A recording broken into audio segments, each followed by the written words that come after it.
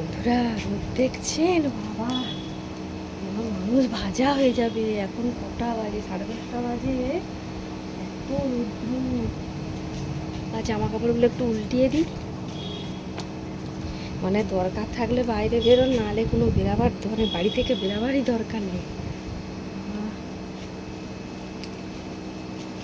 প্রচণ্ড রৌদ্র।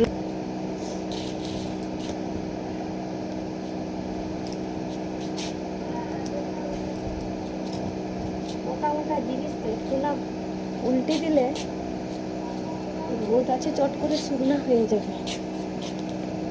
ঠিক করে মিলে দিই।